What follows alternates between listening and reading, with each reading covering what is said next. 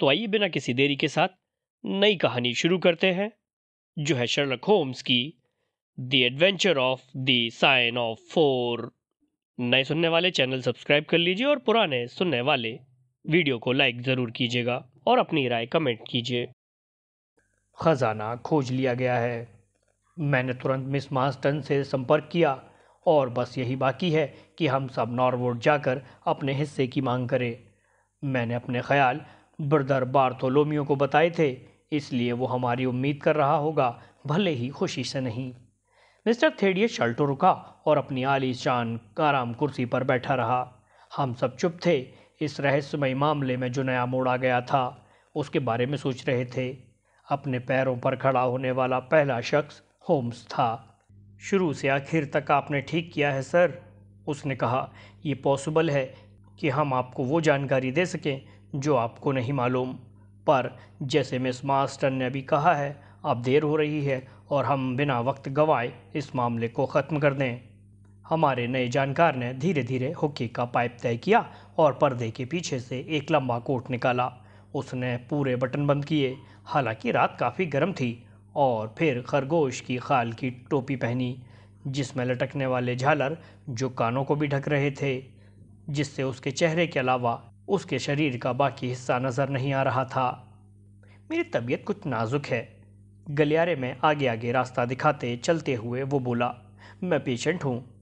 हमारी कैब बाहर हमारा इंतज़ार कर रही थी और हमारा प्रोग्राम पहले से तय नज़र आ रहा था, क्योंकि ड्राइवर तुरंत तेज़ी से ले चला।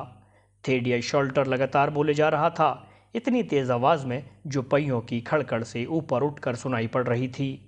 बार्थोलोमियो बड़ा चालाक आदमी है, उसने कहा। आप क्या सोचते हैं कि उसको कैसे पता चला होगा कि खजाना कहाँ है? वो इस नतीजे पर आ चुका था कि खजाना कहीं घर के अंदर ही छुपा हुआ है, इसलिए उसने घर का चप्पा चप्पा छान लिया और जगह के नाप लिए, जिससे 1 इंच जगह भी बिना खोजी न रह जाए। दूसरी चीज़ों के अलावा उसने पाया कि घर की ऊंचाई करीब 22 मीटर की है, पर अलग अलग कमरों की ऊंचाई से ज़्यादा की नहीं हो सकती थी। करीब 1.25 मीटर का हिसाब नहीं मिल पा रहा था। ये इमारत के ऊपर ही हो सकती थी, इसलिए उसने सबसे ऊपर के कमरे की प्लास्टर की छत में छेद किया और वहीं से उसके ऊपर उसे एक छोटी अटारी मिली जो सील थी और जिसके बारे में किसी को भी कुछ नहीं मालूम था। बीच में खजाने की तिजोरी थी जो 2 बल्लियों पर टिकी थी। सुराख के जरिए उसने उसे नीचे उतारा और वहीं पर रखा है। उसके अंदाज से गहनों की कीमत $500,000 से कम नहीं है। इतनी बड़ी कीमत सुनकर हम सब हक्के बक्के से एक दूसरे को देखने लगे। अगर हम उसका हक दिला पाएं तो मिस मार्स्टन ज़रूरतमंद गवर्नेंस से इंग्लैंड की सबसे अमीर वारिस बन जाएंगी। किसी भी वफादार दोस्त को ये खबर सुनकर खुशी मनानी चाहिए थी, पर मुझे शर्म से कहना पड़ रहा है कि मेरी सोच पर स्वार्थ हावी हो गया और मेरा दिल शीशे की तरह भारी हो गया। मैंने हकलाते हुए बधाई के कुछ शब्द कहे और फिर उदास होकर बैठ गया, सिर झुकाए, हमारे नए मित्र की बकबक से बेखबर। वो आमतौर पर पित्तोन्माद था और मुझे धुंधला सा याद है कि वो अपनी बीमारी के लक्षण गिना रहा था और अनेक घोड़ों के डॉक्टरों के इलाजों के बारे में बता रहा था, जिसमें से कुछ उसने अपनी जेब में एक चमड़े के केस में दर्ज कर रखे थे। मुझे मालूम है कि उसको उनमें से एक भी जवाब याद नहीं होगा जो उस रात मैंने उसे दिए थे। होम्स ने कहा कि उसने सुना था कि मैं उस कैस्टर ऑयल की 2 बूंदों से ज़्यादा लेने से होने वाले खतरे के बारे में सावधान कर रहा था, जबकि नींद के लिए भारी मात्रा में नशा लेने की सलाह दे रहा था। जो भी कुछ हो, मुझे वाकई राहत हुई जब झटके से हमारी कैब रुकी और दरवाज़ा खोलने के लिए कोचवान नीचे कूदा। मिस मार्स्टन, ये पौंडीचेरी लॉज है, मिस्टर थेडियस ने हाथ का सहारा देकर उसे नीचे उतारते हुए कहा। रात की अपनी गतिविधि के अंतिम चरण में पहुंचने पर करीब 11 बज रहे थे। बड़ा शहर का गीला कोहरा पीछे रह गया था और रात काफी सुहानी थी। पश्चिम से गर्म हवाएं बह रही थीं और भारी बादल धीरे धीरे आकाश में तैर रहे थे। इनके बीचों बीच में चांद झांक रहा था। थोड़ी दूर तक साफ दिखाई पड़ रहा था, पर थेडियस शॉल्टो ने गाड़ी का एक लैंप दिखाकर हमें रास्ता दिखाया। पौंडीचेरी लॉज के चारों ओर एक बहुत ऊंची पत्थर की दीवार थी, जिसके ऊपर टूटे कांच के टुकड़े चिपके हुए थे। लोहे की सांकल वाला एक दरवाजा एंट्रेंस का इकलौता रास्ता था। इस पर हमारे गाइड ने डाकिये की तरह खटखटाया। कौन है? अंदर से एक भारी आवाज आई। मैं हूं मैकमर्डो। अब तक तुम मेरी खटखटाहट पहचान गए होगे। अंदर से बड़बड़ाने की आवाज आई और फिर चाबियां खनकने और सांकल खुलने की। दरवाजा पीछे की ओर धीरे धीरे खुला और एक नाटा आदमी वहां खड़ा दिखाई दिया। लालटेन की पीली रोशनी उसके आगे की ओर बड़े चेहरे और चमकती शक करती आंखों पर पड़ रही थी। मिस्टर थेडियस आप हैं? पर आपके साथ ये बाकी लोग कौन हैं? मुझे मालिक ने इन लोगों को अंदर भेजने की इजाजत नहीं दी है। नहीं मैकमर्डो, तुम मुझे ताज्जुब में डाल रहे हो। मैंने अपने भाई से पिछली रात कहा था कि मैं अपने कुछ दोस्तों को लेकर आऊंगा। वो आज अपने कमरे से बाहर नहीं निकले हैं मिस्टर थेडियस, और मुझे कोई आदेश नहीं मिला है। आप अच्छी तरह जानते हैं कि मुझे कायदों का पालन करना होता है। मैं आपको अंदर आने दे सकता हूं, पर आपके दोस्तों को वहीं रुकना होगा जहां पर वो हैं। ये तो गलत बात है। थेडियस शॉल्टो ने चारों ओर उलझन और बेबसी से देखा। ये तुम अच्छा नहीं कर रहे हो मैकमर्डो, वो बोला।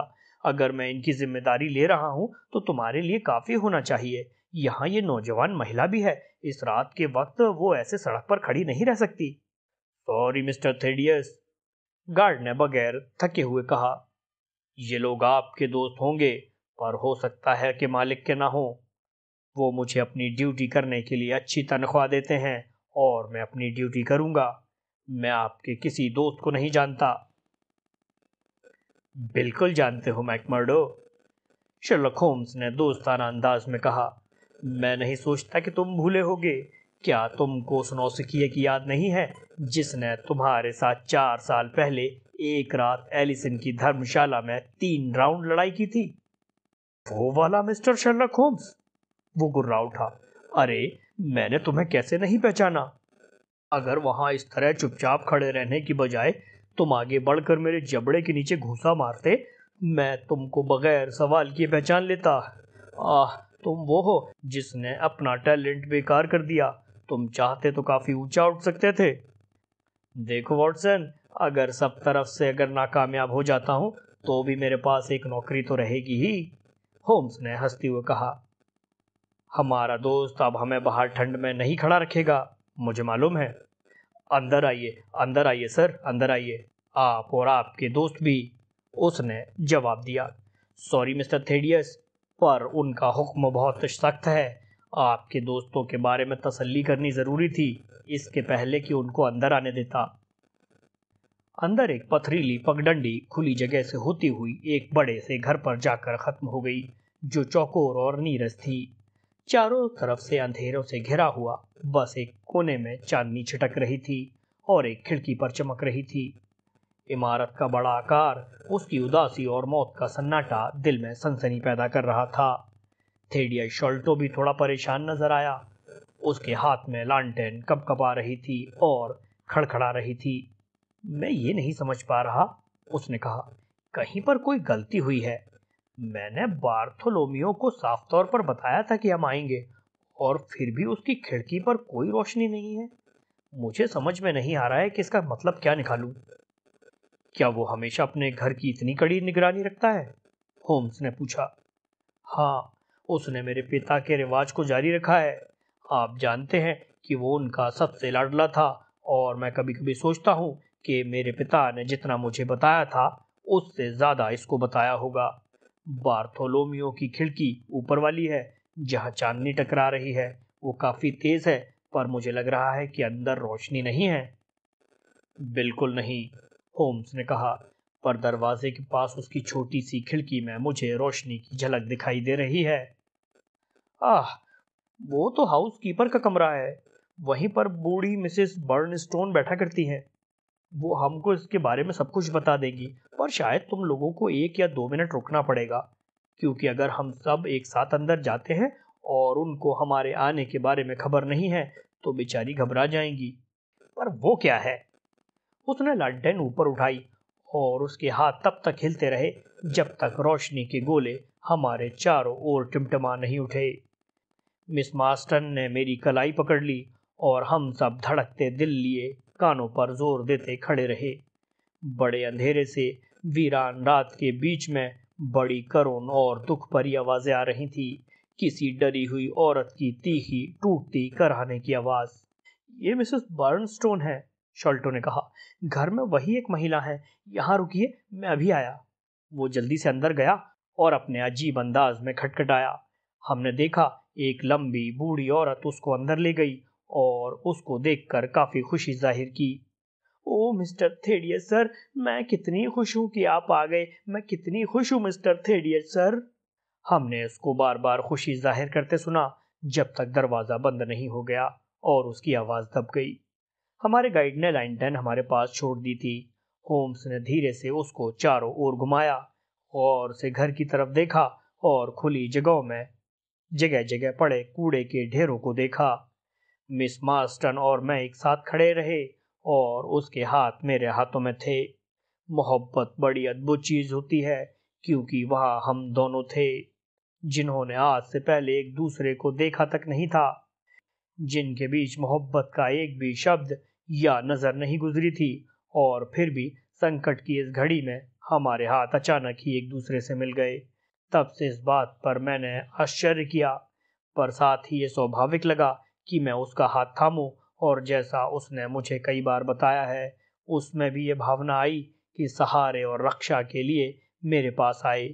इसलिए हम हाथ में हाथ डाले दो बच्चों की तरह खड़े रहे और हमारे चारों ओर छाए डरावने माहौल के बावजूद हमारे दिलों में शांति थी। कितनी अजीब जगह है, चारों तरफ देखते हुए वो बोली। ऐसा लगता है जैसे इंग्लैंड के सारे छछूंदर यहाँ पर खुले छोड़ दिए गए हैं। और इस तरह की चीज मैंने बालारात के पास एक पहाड़ के किनारे देखी थी, जहां सोने की खोज में आए लोग काम कर रहे थे। और इसी वजह से, होम्स ने कहा, ये सब खजाने की खोज में आए लोगों के निशान हैं। तुमको याद होना चाहिए कि उन्होंने 6 सालों तक इसे ढूंढने की कोशिश की। कोई हैरानी नहीं कि ये जगह कूड़े का ढेर लग रही है। उसी पल दरवाजा भड़ाक से खुला और थेडियस शॉल्टो बाहर भागता हुआ आया। उसके हाथ बाहर की ओर और आंखों में खौफ भरा हुआ था। बार्थोलोमियो के साथ कोई हादसा हुआ है, वो चिल्लाया। मैं डर रहा हूँ, मुझसे बर्दाश्त नहीं हो रहा है। वाकई में डर की वजह से वो अंट संट बोल रहा था, और उसका ऐंठा हुआ कमजोर चेहरा जो उसके कोट की बड़ी कॉलर से झांक रहा था, किसी बच्चे का सा असहाय और डरा हुआ लग रहा था। घर के अंदर चलो, होम्स ने मजबूत लहजे में कहा। हाँ चलो, थेडियस शॉल्टो ने मिन्नत की। मैं कुछ भी आदेश नहीं दे पा रहा। हम सब उसके पीछे पीछे हाउसकीपर के कमरे तक गए, जो गलियारे के बाएं हाथ पर पड़ता था। बूढ़ी औरत इधर से उधर एक डरा हुआ भाव लिए टहल रही थी, पर मिस मार्स्टन को देखकर वो कुछ शांत हुई। जोर की सिसकी के साथ वो बोली, तुमको देखकर मुझे अच्छा लग रहा है। ओह, पर आज मेरी बड़ी कठिन परीक्षा हुई है। हमारी दोस्त ने उसके पतले सख्त हाथों पर थपथपाया और सहानुभूति के साथ आपस में औरतों की तरह कुछ शब्द कहे, जिससे बूढ़ी महिला के रक्तहीन गालों पर फिर से लाली लौट आई। मालिक ने अपने को अंदर से बंद कर रखा है और जवाब नहीं दे रहे हैं, वो बोली। सारा दिन मैंने इंतजार किया कि वो मुझे बुलाएंगे, क्योंकि वो अक्सर अकेले रहना पसंद करते हैं। पर 1 घंटे पहले मुझे लगा कि कुछ गड़बड़ है, इसलिए मैं ऊपर गई और चाबी वाले सुराग से झांका। आप ऊपर जाइए मिस्टर थेडियस, आप ऊपर जाकर खुद देखिए। मैंने 10 सालों से मिस्टर बार्थोलोमियो थेडियस को खुशी और गम में देखा है, पर मैंने उनके चेहरे पर ऐसे भाव कभी नहीं देखे। शर्लक होम्स ने लालटेन ली और आगे आगे चला, क्योंकि थेडियस शॉल्टो के दांत बुरी तरह किटकिटा रहे थे। वो इतना ज्यादा हिल उठा था कि मुझे उसकी बांह के नीचे अपने हाथ का सहारा देकर सीढ़ियों पर चढ़ाना पड़ा, क्योंकि उसके घुटने कांप रहे थे। ऊपर चढ़ते वक्त 2 बार होम्स ने अपनी जेब से लेंस निकाला और ध्यान से कुछ निशानों का परीक्षण किया, जो मुझे सीढ़ियों की कालीन, जो नारियल के रेशों से बनी थी, उसके ऊपर धूल के थक्के लग रहे थे। वो हर सीढ़ियों पर धीरे धीरे चल रहा था और लैंप को नीचे लटका रखा था और दाएं बाएं नजर डालता जा रहा था। मिस मार्स्टन डरी हुई हाउसकीपर के साथ नीचे ही रह गई थीं। सीढ़ियों की तीसरी फ्लाइट का अंत एक लंबे गलियारे से हुआ और उसके दाएं हाथ पर इंडियन टेपेस्ट्री में एक बड़ा चित्र लटका हुआ था और बाईं ओर 3 दरवाजे थे। यहाँ से भी होम्स धीरे धीरे कायदे से आगे बढ़ा, जबकि हम उसके ठीक पीछे थे। हमारी लंबी काली परछाइयां गलियारे में पीछे की तरफ बढ़ रही थी। तीसरा दरवाजा वो था जिसकी हमें तलाश थी। होम्स ने खटखटाया पर कोई जवाब नहीं आया। फिर उसने कुंडी खोलने की कोशिश की पर वो अंदर से बंद था, और वो भी एक चौड़ी मजबूत चटकनी से। जैसा कि हम लालटेन की रोशनी में देख पा रहे थे, पर सुराख पूरी तरह बंद नहीं था। शर्लक होम्स ने झुककर देखा और फौरन एक सांस खींचकर खड़ा हो गया। वॉटसन, ये तो बहुत खौफनाक मामला है, उसने कहा, और उसको इतना परेशान मैंने पहले कभी नहीं देखा था। तुमको क्या लगता है? मैंने झुककर सुराख से झांका और दहशत से दोहरा हो गया। कमरे में चांदनी बिखर रही थी और उसमें काफी साफ रोशनी थी। सीधे मेरी ओर देखता हुआ और मानो हवा में लटका हुआ, क्योंकि नीचे सब काला अंधेरा था। एक चेहरा था, हमारे दोस्त थेडियस का ही चेहरा। वही ऊंचा चमकता सिर, वही लाल बाल, वही रक्तहीन चेहरा, पर उसके भाव एक भयानक मुस्कान से स्थिर थे। एक अननेचुरल मुस्कान जो उस खामोश चांदनी में नहाए कमरे में दिल को दहला रही थी। वो चेहरा हमारे दोस्त के चेहरे से इतना ज्यादा मिलता जुलता था कि मैंने मुड़कर देखा कि वो वाकई हमारे साथ है। फिर मुझे याद आया कि उसने बताया था कि उसका एक जुड़वा भाई है। ये तो भयानक है। अब क्या करना होगा? दरवाजा तोड़ना होगा, उसने जवाब दिया और छलांग लगाते हुए अपना सारा वजन ताले पर डाल दिया। वो चरमराया पर टूटा नहीं। इकट्ठे हम लोगों ने मिलकर फिर से उस पर वजन डाला और इस बार वो खटाक से टूट गया और हमने अपने को बार्थोलोमियो शाल्टो के कमरे में पाया। ऐसा लगा मानो कोई रासायनिक प्रयोगशाला हो। दरवाजे के सामने वाली दीवार पर कांच की शीशियों की दोहरी लाइन थी और मेज पर बंसेन बर्नर, परख नलियां और बकयंत्र फैले पड़े थे। एसिड के जार बांस की टोकरियों में कोने में पड़े थे। इनमें से एक ऐसा जान पड़ रहा था मानो लीक कर रहा हो या टूट गया हो, क्योंकि गहरे रंग का लिक्विड उसमें में से बह रहा था और एक अजीब सी महक कमरे में फैली हुई थी। कमरे के एक तरफ छोटी सी सीढ़ी पड़ी थी। प्लास्टर के टुकड़ों के बीच में उनके ऊपर छत पर इतना बड़ा सुराख था कि एक आदमी उसमें से निकल सके। सीढ़ियों के नीचे एक लंबी रस्सी लापरवाही से पड़ी थी। मेज के पास एक लकड़ी की आराम कुर्सी पर घर का मालिक गठरी बना हुआ बैठा था। उसका सिर बाएं कंधे पर झूल रहा था और चेहरे पर वो भूतहा मुस्कुराहट छाई हुई थी। वो बेजान और ठंडा पड़ा था और साफ था कि वो कई घंटों से मरा पड़ा था। मुझे लग रहा था कि ना सिर्फ उसका चेहरा पर उसके हाथ पैर भी बुरी तरह मुड़े तुड़े से थे। मेज पर उसके हाथ के पास एक अजीब सा यंत्र पड़ा हुआ था, एक कत्थई लाठी जिसकी मूठ हथौड़े की तरह पत्थर की बनी हुई थी और उस पर रूखी सी रस्सी लिपटी हुई थी। उसके पास कागज का एक फटा हुआ टुकड़ा पड़ा था जिस पर धुंधले से कुछ शब्द लिखे हुए थे। होम्स ने उस पर नजर डाली, फिर मुझे थमा दिया। देखो, अपनी भौहें उचकाते हुए मुझसे बोला। लैंटर्न की रोशनी में मैंने डर और एक्साइटमेंट के साथ पढ़ा, साइन ऑफ 4। इस सब का क्या मतलब है? मैंने पूछा। इसका मतलब है मर्डर, उसने मरे हुए आदमी पर झुकते हुए कहा। आह, मुझे इसी की उम्मीद थी। यहाँ देखो। उसने कान के ठीक ऊपर खाल पर चिपके एक लंबे गहरे रंग के कांटे की तरफ इशारा किया। ये तो कांटे जैसा दिखाई दे रहा है, मैंने कहा। हाँ, कांटा ही है। तुम इसे निकाल सकते हो, पर ध्यान से, क्योंकि ये जहरीला है। मैंने अपनी अंगुलियों और अंगूठे के बीच रखकर उसे उठाया। वो खाल में से इतनी आसानी से निकल गया कि खाल पर कोई निशान नहीं पड़ा। खून की एक छोटी सी बूंद से पता चल रहा था कि तीर कहाँ चुभा था। ये तो अनसुलझी गुत्थी है मेरे लिए, मैंने कहा। ये साफ होने के बजाय उलझती जा रही है। इसके उलट, उसने जवाब दिया, ये हर पल साफ होती जा रही है। मुझे पूरी गुत्थी सुलझाने में कुछ ही कड़ियों की जरूरत है।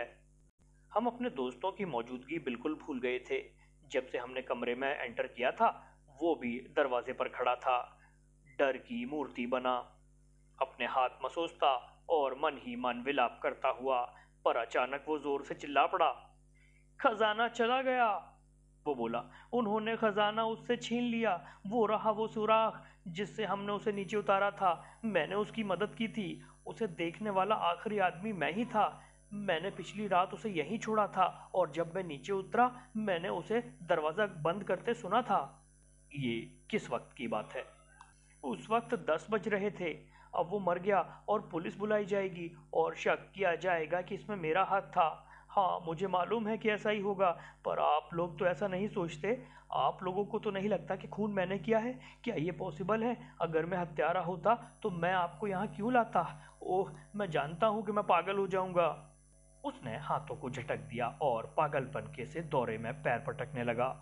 मिस्टर शॉल्टो, तुमको डरने की कोई जरूरत नहीं, होम्स ने प्यार से अपना हाथ उसके कंधे पर रखते हुए कहा। मेरी राय मानो और थाने जाकर पुलिस में रिपोर्ट लिखवाओ। उनसे कहो कि तुम उनकी पूरी मदद करोगे।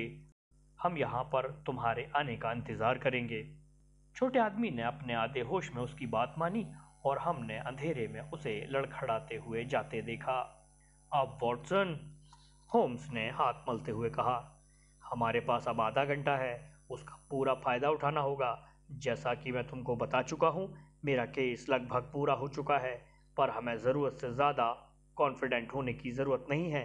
इस वक्त भले ही केस आसान लग रहा हो सकता है कि इसके नीचे कुछ गहरा राज छुपा हो। आसान? मैं बोल पड़ा। बिल्कुल, उसने क्लिनिकल प्रोफेसर जैसे अंदाज में कहा। जरा उस कोने में बैठो ताकि तुम्हारे पैरों के निशान मामले को उलझा ना दें। आप काम की बात। सबसे पहले तो आखिर में ये लोग आए कैसे और वापस कैसे गए? पिछली रात से दरवाजा खोला नहीं गया, तो फिर खिड़की से? वो लैंटर्न खिड़की तक लेकर गया और अपने ख्याल जोर जोर से बोलता रहा, पर वो अपने आप से बोल रहा था, मुझसे नहीं। खिड़की में अंदर से चटकनी लगी है और इसका ढांचा मजबूत है। किनारे पर कोई चूल नहीं है। इसको खोल कर देखते हैं। पास में कोई पानी का पाइप नहीं। छत भी पहुंच से बाहर है। फिर भी एक आदमी खिड़की के सहारे अंदर आ जाता है। पिछली रात थोड़ी बारिश हुई थी। यहाँ पर खिड़की की दहली पर मिट्टी के पैर के निशान हैं। यहाँ पर मिट्टी में एक गोल निशान है और फिर यहाँ में इसके पास भी। यहाँ देखो वॉटसन, ये तो बड़ा सुंदर सबूत है। मैंने मिट्टी पर बने गोले देखे, पर ये पैर का निशान नहीं है। मैंने कहा, ये हमारे लिए बहुत इम्पोर्टेंट है। ये लकड़ी के डंडे का निशान है। खिड़की की दहली पर बूट का निशान है, एक भारी बूट जिसकी एड़ी चौड़े धातु की है और इसके पास लकड़ी के पंजे वाला निशान है। ये लकड़ी के पैर वाला आदमी है। बिल्कुल, पर यहाँ कोई और भी था जो पूरी तरह ठीक है। क्या तुम ये दीवार फांद सकते हो, डॉक्टर? मैंने खुली हुई खिड़की से बाहर देखा। घर के उस कोण पर चांद अब भी चमक रहा था। हम लोग जमीन से खासे 2.5 मीटर ऊपर थे और जिस तरफ मैं देख सकता था, ईंट की दीवारों में पैर टिकाने की कोई जगह नहीं थी। बिल्कुल इम्पॉसिबल, मैंने जवाब दिया। मदद के बिना इम्पॉसिबल, पर मान लो यहाँ ऊपर तुम्हारा कोई दोस्त हो जो तुम्हारे लिए ये मजबूत रस्सी नीचे लटका दे जो मुझे कोने में पड़ी नजर आ रही है और इसका दूसरा सिरा इस मोटे खूंटे में बांध दे। फिर मैं सोचता हूँ कि अगर तुम फुर्तीले होगे तो लकड़ी के पैर के बावजूद तुम ऊपर चढ़ सकोगे। ऐसे ही तुम नीचे भी उतर जाओगे और तुम्हारा पार्टनर रस्सी ऊपर खींच लेगा, खूंटे से उसे खोलेगा, खिड़की बंद करेगा, अंदर की उसकी चटकनी लगाएगा और वैसे ही वापस लौट जाएगा जैसे आया था। एक छोटी सी बात जो गौर करने वाली है, वो रस्सी खोलता कहता गया। हमारा लकड़ी के पैरों वाला दोस्त चढ़ तो सकता था, पर अच्छा नाविक नहीं था। उसके हाथों में गांठें नहीं थी। मेरे लेंस में एक से ज्यादा खून के धब्बे दिखाई दे रहे हैं, खासकर रस्सी के आखिरी छोर पर, जिससे मैं समझ रहा हूँ कि वो इतनी तेजी से फिसला कि उसके हाथ की खाल छिल गई। ये सब तो ठीक है, मैंने कहा, पर बात अब भी समझ से बाहर है। वो रहस्यमयी दोस्त है कौन?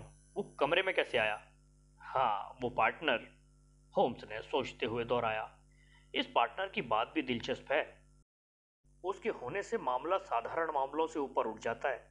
मेरे ख्याल से वो पार्टनर इस देश के अपराध जगत में ताज़ा है। हालांकि इससे मिलते जुलते मामले इशारा करते हैं कि इंडिया में ऐसे मामले हो चुके हैं। अगर मुझे ठीक से याद हो तो सेनेगैम्बिया से। फिर ये कैसे आया? मैंने सवाल किया। दरवाजा बंद है, खिड़की से आ नहीं सकते, क्या वो चिमनी से अंदर आया है? चिमनी बहुत छोटी है, उसने जवाब दिया। मैं संभावना पर पहले ही सोच चुका हूं। फिर कैसे? मैं अड़ा रहा। सिर हिलाते हुए उसने कहा, कितनी बार मैंने तुमसे कहा है कि जब तुम असंभव हटा देते हो तो जो भी बचता है, चाहे कितना भी अजीब लगे, लेकिन सच ही होगा। हम जानते हैं कि वो दरवाजे से नहीं आया था, ना खिड़की से, ना चिमनी से। हम ये भी जानते हैं कि वो कमरे में नहीं छुपा हुआ था, क्योंकि यहाँ छुपने की कोई जगह नहीं। फिर वो आया कहाँ से? वो छत के सुराख से आया, मैं चिल्लाया। बिल्कुल आया, उसने यही किया होगा। अगर तुम मेरे लिए लालटेन उठा सको तो हम ऊपर वाले कमरे में छानबीन करते हैं, वो गुप्त कमरा जिसमें खजाना मिला था। वो सीढ़ियों पर चढ़ा और एक एक हाथ से एक बल्ली पकड़कर वो झूलकर ऊपर अटारी में पहुंच गया। फिर मुंह के बल लेटकर उसने लालटेन उठाई और मैं उसके पीछे पीछे चला आया। हमने जिस कमरे में अपने को पाया वो करीब 3 मीटर लंबाई और 1.5 मीटर चौड़ाई में था। फर्श बल्लियों का बना हुआ था, जिनके बीच में प्लास्टर था, इसलिए चलते वक्त एक बल्ली से दूसरी बल्ली पर जाना पड़ रहा था। उसकी छत पर एक टॉप था, जो घर की असली छत का अंदरूनी भाग था। यहाँ पर किसी तरीका का कोई फर्नीचर नहीं था और सालों से इकट्ठा हुई धूल की परत फर्श पर जमी थी। देखा, बात यह है, शर्लक होम्स ने ढलान वाली दीवार पर हाथ रखते हुए कहा, ये गुप्त दरवाजा है जो छत तक जाता है। मैं इसे वापस दबा देता हूँ और ये छत है जो हल्के से कोण पर ढलान पर है। इसका मतलब ये है कि नंबर 1 ने इस रास्ते से एंटर किया। चलो देखते हैं कि हम उस आदमी के बारे में क्या कुछ ढूंढ पाते हैं या नहीं।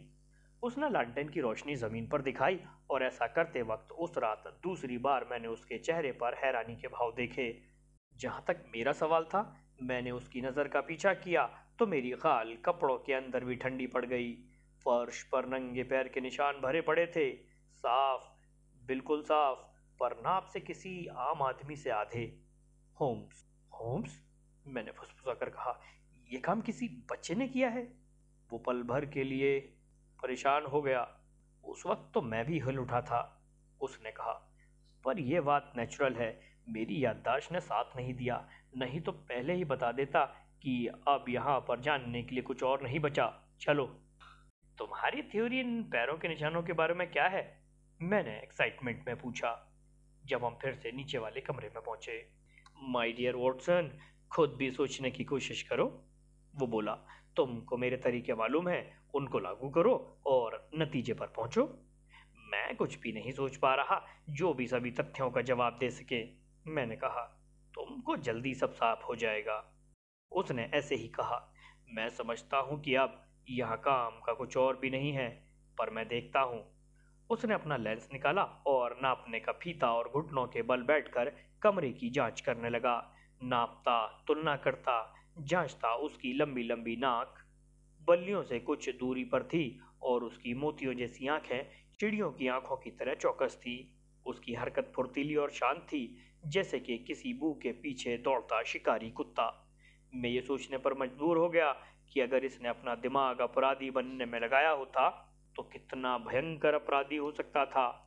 ढूंढते ढूंढते वो कुछ बड़बड़ा भी रहा था और आखिर में खुशी से चिल्ला पड़ा। वो बोला, अब हमें शायद ही कोई परेशानी होगी। नंबर 1 का पैर लोबान में पड़ गया था। इस बदबूदार गंदगी के पास तुम उसके छोटे से पैरों के निशान देख सकते हो। करावा छटक गया है और लोबान बह रहा है। फिर हमें वो मिल गया है, बस, वो बोला। मैं एक कुत्ते को जानता हूँ जो इस महक का दुनिया के आखिरी छोर तक पीछा कर सकता है। इतनी तेज महक के पीछे एक ट्रेंड कुत्ता कितनी दूर जा सकता है? 3 नियम में ये सवाल जैसा है, इसका जवाब हमें। पर हेलो, कानून के रखवाले आ चुके हैं। भारी कदमों की आहट और तेज आवाजें जो नीचे से आती सुनाई पड़ रही थी और हॉल का दरवाजा भड़ाक से बंद हो गया। दोस्तों, कहानी अब भी जारी है। इसका अगला भाग सुनने के लिए चैनल को ज़रूर सब्सक्राइब करें और बेल आइकन को भी हिट करते चलें ताकि आने वाले एपिसोड की नोटिफिकेशन सबसे पहले आपको मिले। तो मिलते हैं अगले एपिसोड में।